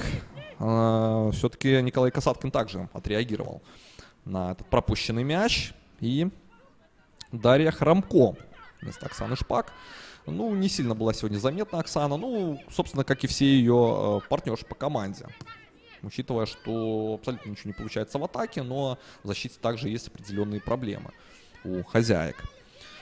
Минчанки в первом своем поединке играли против Русенбурга. Ну, кстати, больше скажу, именно в Норвегии, в Тронхейме проходили все поединки этой группы 3. Ну и Минск уступил 1-2, отличились Блакстад у Русенбурга, но Армиса Куч, кстати, вот эта вот девушка, которая сегодняшнюю встречу забила гол, на 38-й минуте сравняла цифры на табло, но Утланд на 75-й минуте все-таки принесла победу своему Русенбургу. Ну и тем самым Минск утратил шансы вот, после этого поражения на проход во второй раунд отбора Лиги Чемпионов от серебряного призера чемпиона Норвегии Русенбурга. Ну и 21 августа в матче за третье место коллектив Андрея Пышника сразился с проигравшей командой в поединке Леванте Селтик. Проигравшим был именно шотландский клуб Селтик. Ну и в этом уже матче горожанки были сильнее шотландок 3-2. Но я отмечу, что голами у нашего коллектива отметились Капитанович и Армиса Куч. Кто же еще? 2 мяча, кстати, Армиса забила уже в дополнительное время. Поединок завершился 1-1 против Селтика. Но вот на 91-й и 111-й минутах Армиса Куч забила мяча. 3-1 был счет, но на 118-й минуте Хейс забила и в наши ворота. 3-2. Таким образом, Минск одержал все-таки победу. Ну, в принципе, этот матч имел только значение на рейтинг клуба в иерархии, что ли, европейского футбола женского. Но, к сожалению, на большее этот матч не влиял. К большому нашему сожалению. Кстати, отмечу, что Минск действовал по схеме 4-2-3-1 с тем же вот Селтиком.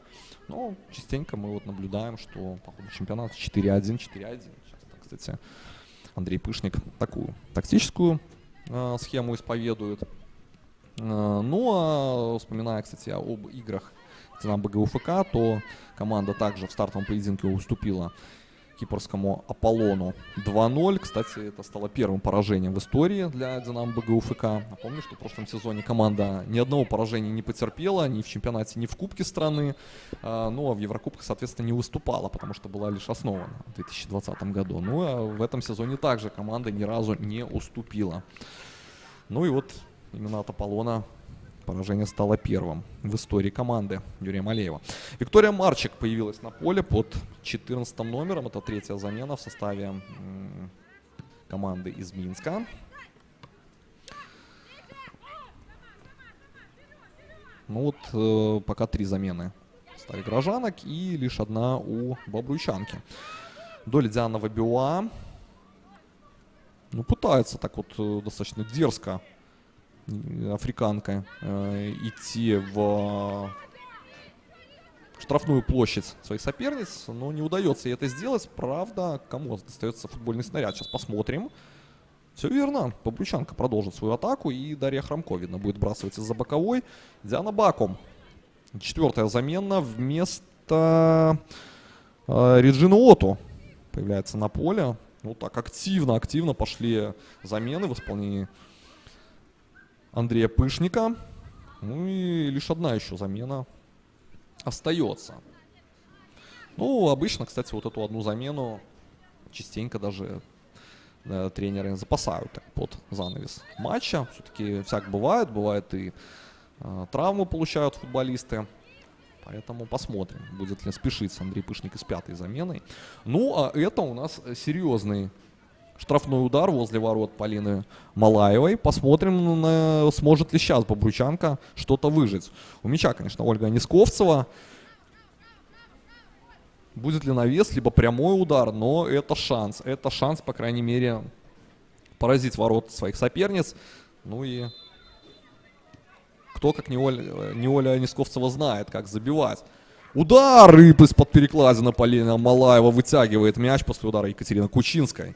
Браво, и говорим, и капитану бобруйчанки, ну браво, и говорим, и голкиперу минского коллектива. Прям под перекладину летел мяч, но вытягивает Полина Малаева футбольный снаряд из-под перекладины. Ну, это самая серьезная угроза в сегодняшней встрече в исполнении хозяек. И угловой. Смотрим за этим стандартом. Навес. По хорошей траектории идет мяч. Кто первый на подборе? Ольга Несковцева. большой трафик в штрафной площади. Ну и, конечно, Ольге очень было тяжело здесь разобраться с соперницами. Правда, остается мяч и заброс в штрафную площадь. Но первая на мяче Полина Малаева. И какую же быструю вот она контратаку пытается начать. Но здесь уже фол со стороны Анастасии Побегайло. Ну и заканчивая рассказ о Динамо БГУФК, после вот этого поражения от Аполлона в добавочное время 2 мяча минчанки пропустили на 99-й и 105 минуте. В матче за третье уж место динамовки были сильнее валийского Суонси 2-0. Это был, кстати, квартет 6-й группы первого отборочного раунда Лиги Чемпионов. Так что вот так вот синхронно минские коллективы в Лиге Чемпионов и Динамо БГУФК, и женский футбольный клуб Минск выступили. Но отмечаю, что из 4 забитых мячей в Лиге Чемпионов 3 мяча на счету Армисы Куч. Ну, действительно классное приобретение командой Андрея Пышника. Ну и мы видим, что Армиса и в чемпионате также забивает. Кстати, это 6-й у нее матч в первенстве. И 12-й, уже 12-й мяч забитый. Вот так вот. То есть в каждом поединке по статистике Армиса Куч забивает 2 мяча. Шикарнейший показатель этой девушки. Ну а делать какие-то параллели вот не хотелось бы, но тем не менее. Что вот примечательно. Минск, получается, остановился в этом сезоне в Лиге Чемпионов именно на Русенбурге. Так вот, у Бобруйчанки самый удачный сезон в рамках Еврокубков случился в сезоне 2004 года. Ну что здесь? Получится ли у желто-черных нанести удар по воротам такие со своих соперниц? Ну так немножко прижали минчанок подопечный Николая Касаткина, и здесь уже нарушение правил фиксирует Илья Ляшук. И даже желтая карточка. Желтая карточка для Дианы Бакум, недавно появившейся на поле. Ну что там, нормально. С девчатами из Бобруйчанки поднялись, но нужно стараться бобруйским футболисткам выжимать вот из этих моментов максимум. Снова у мяча Катерина Кучинская. Заброс делает в штрафную площадь капитан Бобруйчанки. Дается им горожанкам отбиться. Очень высоко пытаются красно-синие встречать своих оппоненток. Ну вот так вот. Андрей Пышник решил все замены сразу и сделать. Наталья Смыкович появляется на поле вместо Армисы Куч. Вот как раз таки Армису Куч и заменил Андрей Пышник. Ну, опять же, в принципе, логичная замена. Армиса Куч наелась в Лиге Чемпионов. Нужно немножко отдохнуть этой девушке. Ну, а счет очень комфортный. Поэтому решил ее поберечь тренер женской футбольной команды Минск. Так вот, касательно выступлений Бобруйчанки в Еврокубках. Лучший сезон был в 2004 году. Тогда Бобруйчанка вошла в 8 лучших команд Европы. Ну, даже вот на данный момент, наверное, сложновато в это поверить, но то были золотые годы. И в рамках 1/4 финала Кубка УЕФА, нынче Лиги Чемпионов женской, Бобруйчанка сражалась, с кем бы вы думали? Конечно, с женским футбольным клубом Тронхейм. Как раз-таки это все тот же Русенбург нынче, но тогда назывался он Тронхейм Эрн. Вот такую вывеску носила эта команда. И Бобруйчанка на стадионе «Спартак» Бобруйский в первом поединке уступила 0-4. Отметились тогда дублями Энген и Энлит. Ну а во второй встрече, в ответной встрече уже в Норвегии, Тронхейм был сильнее 2-1 наших девчат. Ну и на 36-й тогда минуте отличилась Козеева, выведя Бобруйчанку вперед. Ну, Моркуэт и Сандауны принесли все-таки Тронхейм победу 2-1. Ну а у, кстати, норвежского коллектива тот вот выход в полуфинал стал также самым успешным в истории выступлением в Еврокубках. Так что вот такие вот интересные параллели получились. Бобруйчанка лучший свой, получается, сезон выступила как раз-таки сражаясь с Русенбургом. на тот момент с Тронхеймом. У того же Русенборга лучший тоже самый успешный сезон в Еврокубках был против белорусского коллектива. Ну а в этом сезоне как раз таки Минск также остановился на этом норвежском коллективе. Вот такое вот интересное, ну, не совпадение, возможно, но вот событие. Ну, отмечу, что, опять же, из-за финансовых вопросов есть определенные трудности в подготовке молодых футболисток у Бобруйчанки. Совсем недавно, 24 августа, в первенстве девчат У-17 Бобруйчанка встречалась с Минским Динамо и уступила 0-20. Ну, вот у команды Ю-15 дела чуть лучше обстоят у бобруйской дружины, но тем не менее мы видим, насколько пока класс отличается все-таки у тех же минских коллективов и у коллективов, которые вот, имеют определенные трудности с тем же вот финансированием и так далее. Очередной угловой возле ворот Татьяны Маховской. Ну, немножко дают соперницам разыгрывать и минчанки свою атаки. Бручанок чуть лучше стало получаться в линии атаки, но тем не менее вот забить мяч не удается. Но, по крайней мере, игра уже так сыро и серо не смотрится в исполнении желто-черных. Уже не первый матч удается поработать на играх Бобруйчанки. И вот, честно говоря, пока вот очень удручающе смотрится сегодняшняя встреча команды Николая Касатки. Но опять же, повторюсь, это на фоне такого серьезного соперника. Ну и плюс у команды практически месяц перерыва игрового было. Напомню, поединок Динамо, БГУ, ФК и Бобруйчанки перенесен на более поздний срок. Соответственно, у команды Юрия Малеева также вот игра в запасе будет. Опять здорово разыгрывают горожанки. Момент на выходе Татьяна Маховская. Все-таки забирает мяч в руки. 0-4. Первый тайм Побегайла на 3-й минуте. Кучинская автогол на 45-й. Ну и во втором тайме 49-я. Армиса Куч. 52-я. Валерия Богдан. Это авторы забитых мячей в сегодняшней встрече.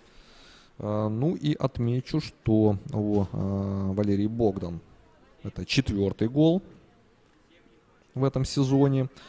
Ну, Анастасию Побегайло я уже вспоминал. 22 мяча на ее счету забитых. Ну и потихонечку, да, приближается она, кстати, к своей партнерше, к Милане Суровцевой. У нее 23 гола забитых. Ну, соответственно, у Анастасии стало 22.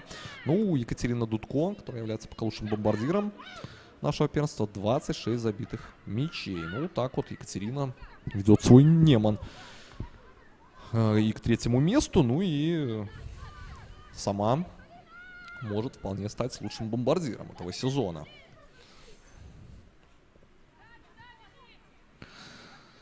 В Бобруйчанке последняя победа, кстати, была одержана как раз-таки над Неманом, что вот примечательно. 17 июля дома Бобруйчанка была сильнее гродненчанок 1-0. Затем последовали...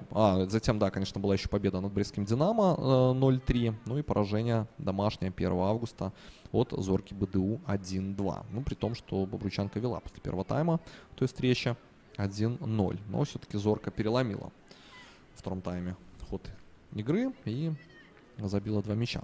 Очередной заброс в штрафную площадь Полины Малаевой.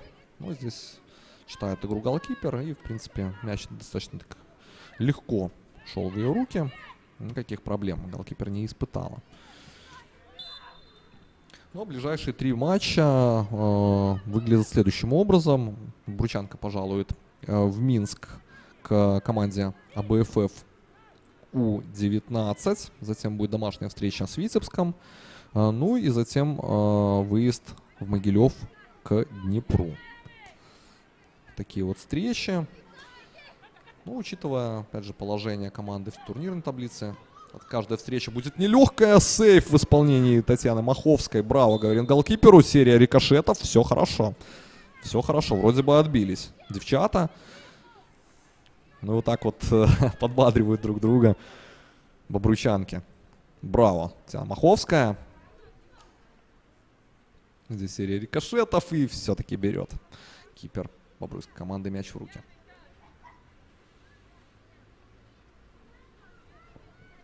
Удар от ворот. И Екатерина Кучинская очередной раз выполняет. Хорошим ударом Екатерина обладает. Ну, не зря, в принципе, и многие штрафные. Стандартные положения она исполняет своей команды. Ну, также хороший удар, кстати, и у Ольги Анисковцевой. Также факт отмечаем. Очень опытная футболистка Ольга Анисковцева. Как здорово опять проходит минчанка своих соперниц. Удар по воротам. Летит мяч мимо ворот. Ну, кроме того, хочется сказать, что были такие серьезные победы добыты у бобруйчанки в этом сезоне. В частности, хочется вот выделить победы над такими серьезными командами, как Неман 1-0. Был дважды обыгран Витебск. Домашняя Виктория 3-2, выездная 3-6. Ну и также стоит отметить крупные победы над аутсайдерами чемпионата. 8-0 над Брестским Динамо и 10-0 над командой Гомельской области. Но все же они одержаны. Ну и пятый мяч влетает в ворота Татьяны Маховской. Дальним выстрелом минчанки поражают ворота хозяек газона. Ну и таким образом все-таки вот эта вот традиция, да, из поражений по 4-0 себя изживает. 0-5 цифра на табло. На 70-й минуте удается отличиться. По-моему, это была Наталья Осмыкович, если я не ошибаюсь, футболистка под 17 номером. Делает счет 0-5.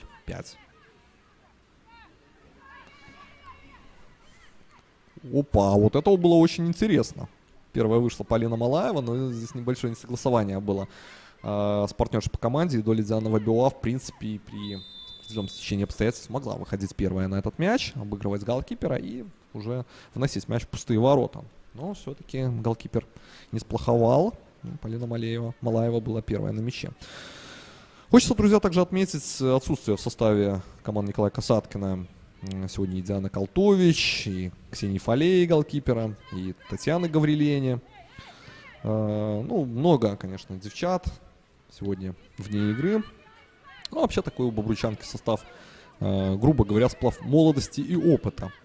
И ряд молодых девушек, ну и более таких вот возрастных, опытных футболисток много. Ну, есть и, как говорится, средняя такая, да, прослойка. Вот как раз-таки в лице, наверное, сестер Гаврилени. Ну и та же Виктория Шляхтина, которая, может, сегодня появится на газоне. Ну, вот сегодняшней встрече, очевидно, тяжело желто-черным противостоять такому сопернику. Но ко встрече, вот, возможно, против более молодой команды АБФ Ю-19 удастся подготовиться команде Николая Касаткина. Браво, здесь говорим о Тове Гифтьеле. Здорово она оттеснила свою соперницу и так вот корпусом поставив, заблокировала удар. Ну и в данном случае уже Татьяна Маховская здорово вышла, забрала мяч в руки и начала атаку своей команды. Ну, честно говоря, вот несмотря на то, что бобруйчанка во второй половине этой встречи пропустила уже 3 мяча, хозяйки смотрятся намного лучше, нежели в первой половине этой встречи. По крайней мере, пошли какие-то удары, пошли комбинации, и видно, что бобруйчанка в конце концов почувствовала игру. Опять же, вот после столь долгого перерыва игрового Анисковцева играет в стеночку с Зоей Горбуновой. И снова Ольга навес. Был ли рикошет, либо же будет все-таки удар от ворот. Да, будет удар от ворот. Полина Малаева все-таки берет мяч и будет носить его в игру. Но бобручанка, как я уже говорил, более такой серьезный, что ли, сторожила. А что здесь-то было? Почему все остановились? Ольга Анисковцева с мячом. Большущий вопрос нужно решать. Удар, заблокирован этот удар. Ну, вот это был, конечно, момент. Вот это был шанс у хозяек для того, чтобы забить мяч. Честно говоря, большущий вопрос, почему остановилась Ксения Кубичная. Просто прекратила играть, наверное, думала, что было какое-то нарушение правил, либо мяч покинул пределы поля до этого. Ну и здесь, конечно же, Муабур Прешес упустила момент. Можно было все-таки забить мяч, ну и размочить ворота Полины Малаевой. И счет сегодняшней встречи, да и в целом в этих вот поединках против футбольного клуба Минск. Но Бобручанка, опять же, вот обычно такой симпатичный футбол демонстрирует. Но сегодня Анисковцева! И Ольге не удается. Ну, такой момент тоже был у Ольги Анисковцевой. И попал таки вроде мяч в сетку, но с внешней стороны. На втором этаже Ольга была первая на мяче. Но здесь забить снова не удалось. Смотрим повтор этого момента. Да, там даже попал в створку там за воротами.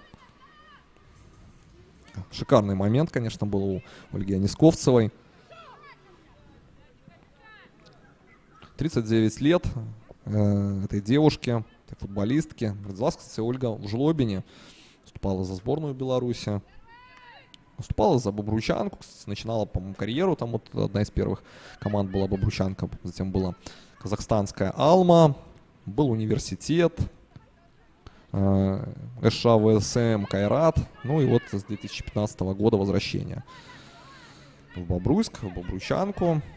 Очень опытная, очень техничная девушка. Но в данном вот случае Ольги Анисковцева чуть-чуть не хватило для того, чтобы забить мяч в сегодняшней встрече. Ну, а, повторюсь, Бобручанка была основана команда в 1991 году. Но, кстати, впервые клуб выступал во второй лиге чемпионата СССР. Да-да, вот это как раз на той вот вехе, как говорится, временной, когда рушился Советский Союз, распадался. Удалось выступить, да, и в чемпионате СССР, но затем сходу команда взяла бразды правления в белорусском первенстве. Но, правда, вот первая победа была добыта в 1994 году. Тогда впервые Бобручанка стала чемпионкой Беларуси. Ну а последний раз золотые медали девушки из Бобруйска примеряли уже в далеком 2012 году. Время очень быстро летит. И вот уже в следующем году 10 лет будет с того момента, как Бобручанка была чемпионкой Беларуси. Кстати, 10 раз команда брала и кубок. Ну а Николай Касаткин — это легенда, я думаю, женского белорусского футбола. Наверное, в Бобруйске просто не представляют какого-то другого наставника, другого руководителя команды. Все-таки уж очень и очень он много прошел, пережил с бобруйским коллективом. И в сборной работал. Действительно, футбольный человек. Здесь Полина Малаева неудачно действует на выходе. Но и снова бобруйчанкам не хватило человека на добивании. Ну и здесь уже контратака намечается у горожанок. Это Побегайло. Ну и Анастасия зарабатывает угловой. Ну, во втором тайме все-таки преобразилась Бобручанка. Совсем по-другому выглядят атаки этого коллектива. Ну и повторюсь, что я думаю, к матчу против БФФ 19 команда будет в лучшей форме. Здесь, конечно, есть почему схватиться нужно за голову футболисткам минской команды. Отличный навес, и прямо две футболистки красно-синих были на замыкающей позиции, но, правда, никто не смог добраться до мяча первым. Екатерина Кучинская снова выносит мяч в игру. Хромко теряет дальше мяч, и опять контратаку получают бручанки. Тоже Виктория Марчик мчится к воротам Татьяны Маховской. И что, снова зарабатывает угловой? Да, по всей видимости, так оно и есть. И Анастасия Побегайло идет выполнять этот стандарт. Так уж много болельщиков сегодня. Я уже упоминал, друзья, о том, что в Бобруйске сегодня много большого футбола. В 2 часа Белшина проводила свой поединок в рамках первой лиги. Ну и одержала победу. Порадовал своих болельщиков. Была добыта виктория над командой Орша 2-1. Но, вот, правда, Бобруйчанка порадовать своих болельщиков не может. 0-5 пока горит команда Николая Касаткина. Поединки против Минска. Классно играет здесь в подкате Дольдианова Биоа. Отвоевывает мяч, в конце концов. Нет. Не удалось Бобруйчанкам отвоевать мяч. Эмуабор Прешес уже до последнего боролась с соперницей. Но в итоге пришлось ценой фола отвоевывать мяч. Удар. Маховская.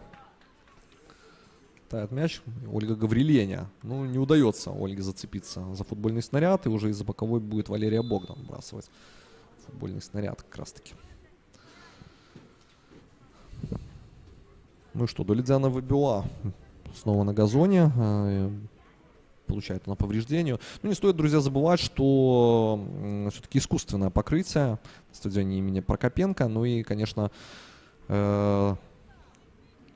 намного здесь травмоопаснее играть. И здесь девушкам нужно, конечно, следить за здоровьем. Ну вот такой интересный момент. Улыбается Илья Ляшук, улыбается Долидзяна Вебиоа. Но будем надеяться, что несерьезную травму, несерьезное повреждение получает девушка бобруйской команды. Камерунка. Напомню, в этом сезоне она появилась в составе команды Николая Касаткина. 18 лет, Долидзяне Вебиоа. Ну, сходу она так начала себя проявлять. Хорошей техникой обладает. Ну, общая ставка на африканских легионерок такая уже, наверное, завсегдатая у Николая Касаткина. В принципе, предостаточно девушек, представляющих африканский регион. Это и Атовый Гифт Еле, и Долидзяна Вебиоа. Вот и недавно как раз-таки пришла и Мишель Вуанси Чуйсе. Ну, в принципе, все эти девчата действительно техничные. Ну, а Атовый Гифт Еле я и вовсе говорил, что одна из самых опытных легионерок за всю историю нашего женского белорусского первенства. Много она где поиграла. В свое время сравнивала, кстати, с другими чемпионатами, и шведским, и норвежским, и финским, по-моему. И в целом очень высоко отзывалась о нашем белорусском первенстве. Но опять же, костяк, конечно, чемпионата есть команды, вот, которые могут себя показать, проявить, но, к сожалению, да, есть и коллективы, все-таки которым нужно набираться и набираться опыта. Ну, я думаю, друзья, вы поняли, о каких коллективах идет речь. Это Гомельская область, команда и Динамо Брест. Конечно, по конкурентоспособности все-таки эти команды значительно уступают своим оппонентам. Ольга Нисковцева, можно развернуться, так Ольга и делает, но не было никого в штрафной площади, и лишь вот после того, как мяч ушел за пределы поля, Муабор Прешес мы увидели в кадре. Набегала эта нигерийка, но лишь угловой будет. Хотя, опять же, чувствовалась острота возле ворот Полины Малаевой. Но в целом Полину мы в игре так и не увидели. А вот в исполнении Татьяны Маховской и сейвы были, и в целом частенько она была в кадре, учитывая, что очень много все-таки атак было со стороны именно команды Андрея Пышника. Но в целом Татьяна Маховская такой добротный матч пока проводит. Но, кстати, у Полины Малаевой, несмотря на то, что в графе пропущенные мячи в сегодняшней встрече стоит 0, были ошибки. Это, кстати, момент хочется так отметить, что Полине все-таки чуть аккуратнее нужно действовать и более правильно выбирать позиции. Еще один корнер мы увидим возле ворот столичной команды.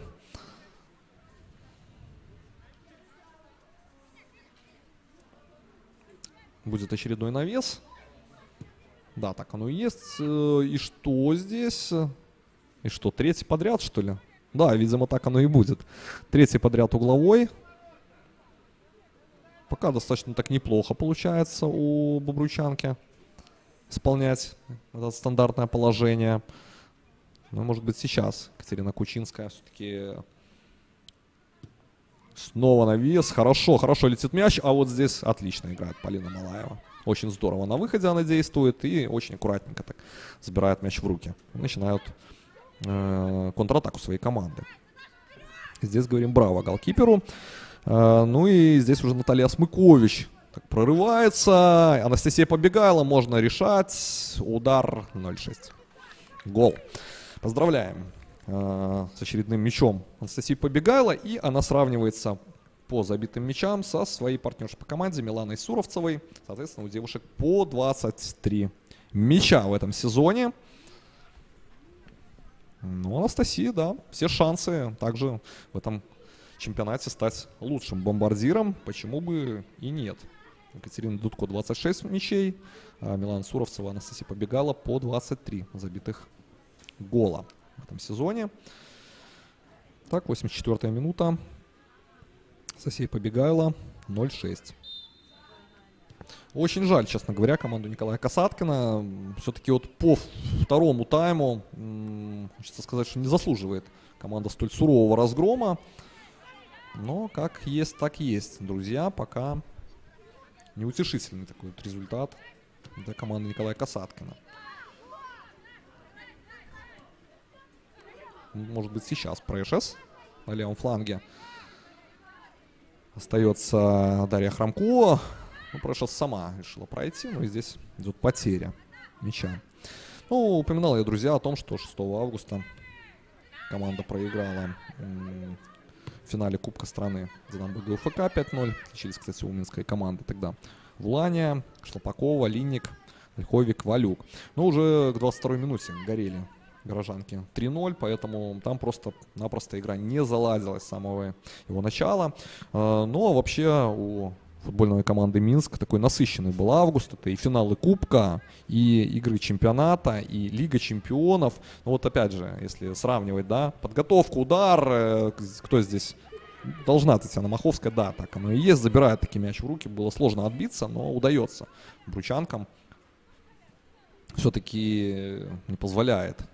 И Атовый Гифт, ну здесь мяч так неприятно отскочил от нигерийки. Но здесь Татьяна Маховская все-таки была уже первая на мяче.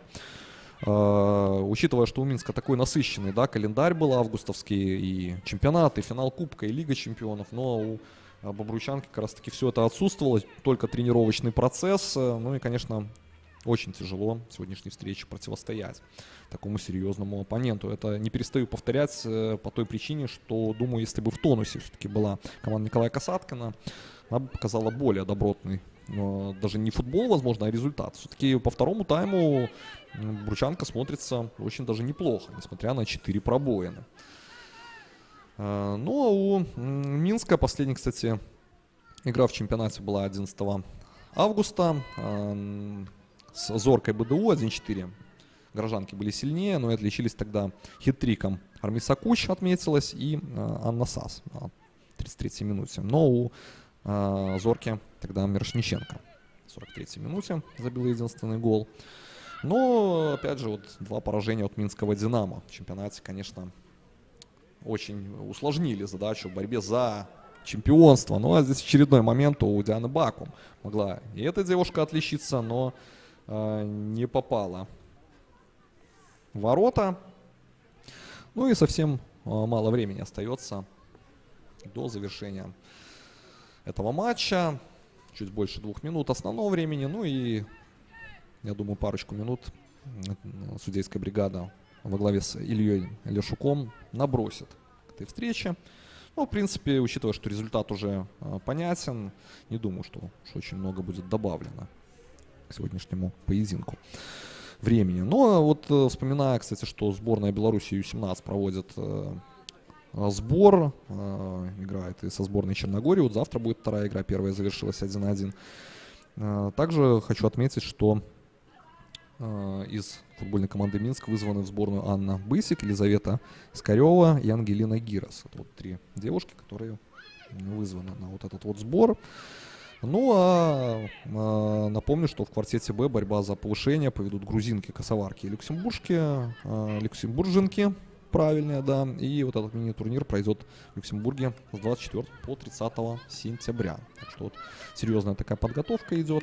Ну, а что касается Минска, вот после этой встречи минчанки дома сразятся с Витебском, затем будет выезд в Гомель, ну и затем домашняя встреча против Брестского Динамо. Ну вот после Витебска 2 таких, ну все-таки будем говорить объективно, легких встречи.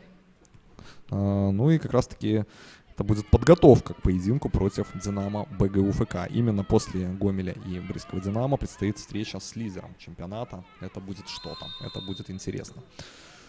Маховская первая на мяче, и Татьяна выносит мяч в поле. Ну что ж, друзья, подведем, наверное, итог этого тура 20-го. Динамо Брест, Днепр Могилев 0-8. Гомель Неман 0-9, Динамо БГУФК АБФФ Ю-19 8-0, Витебск Зорко БДУ 2-1. Ну и пока в нашей встрече Бобручанка горит в поединке против Минска 0-6. Что касается турнирного расклада, по-прежнему отрыв на 3 балла, но у Динамо БГУФК игра в запасе.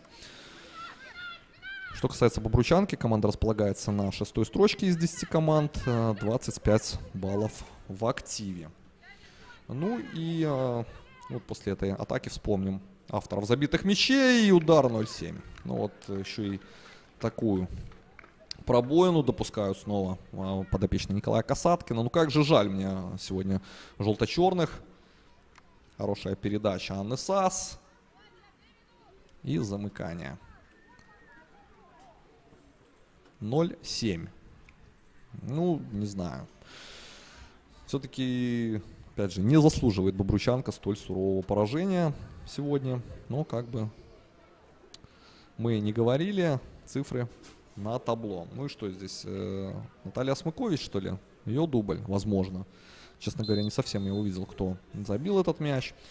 Но напомню, друзья, что после первого тайма цифры на табло были 0-2.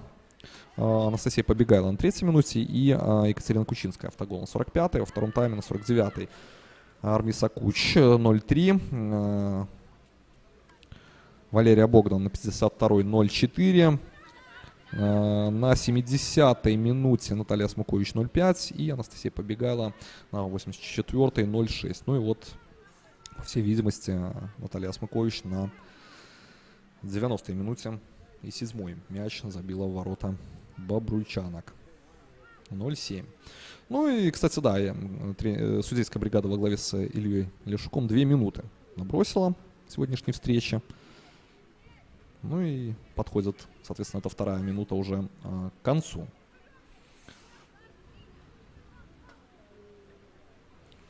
Ну, как бы то ни было, Бобручанки в следующей игре, я уверен, что будет выглядеть совсем по-другому. Поединки против команды АБФФ У-19. Ну, а минчанки по-прежнему будут бороться с Динамо БГУФК. И вот в ближайших 3 поединках, думаю, все-таки удастся. Ну, по крайней мере, шансы у команды Андрея Пышника на то, чтобы взять 9 очков перед такой важной встречей. Я думаю, все шансы на это есть. Поэтому чемпионат еще не закончен, и, думаю, та игра именно от Динамо БГУФК Минск будет решающая в раскладах, именно кто возьмет золотые медали. Конечно, у команды Андрея Пышника маловато все-таки шансов на 1-е место, учитывая, что 2 поражения было, но они еще есть. Я уверен, что горожанки будут биться до последнего. Ну что ж, прозвучал финальный свисток Ильи Лешука, который извещает нас о том, что Бобручанка сегодня проигрывает с крупным счетом женской футбольной команде Минск 0-7. Но, честно говоря, за 2-й тайм хотелось бы сказать спасибо команде Николая Касаткина. Несмотря на то, что 5 мячей пропустила команда, выглядела она намного лучше, нежели в 1-м тайме. И думаю, что вот этот вот игровой тонус все-таки наладится, и желто-черные продемонстрируют все свои лучшие качества в ближайших поединках, и все придет в норму. Ну а минчанкам, также минчанок поздравляем с победой. Команда Андрея Пышника набирает очередные 3 балла, и вот после Лиги Чемпионов в прекрасном положении духа подошла к сегодняшней встрече, и думаю, поединку с Витебском также в самом отличном состоянии коллектив минский подойдет. Ну а мы, друзья, будем заканчивать сегодняшнюю трансляцию. Этот матч для вас комментировал я, Сергей Фоминский. Друзья, берегите себя, берегите свое здоровье, любите белорусский футбол. И мы еще услышимся в эфире на АБФФ. Всего вам хорошего. Пока-пока.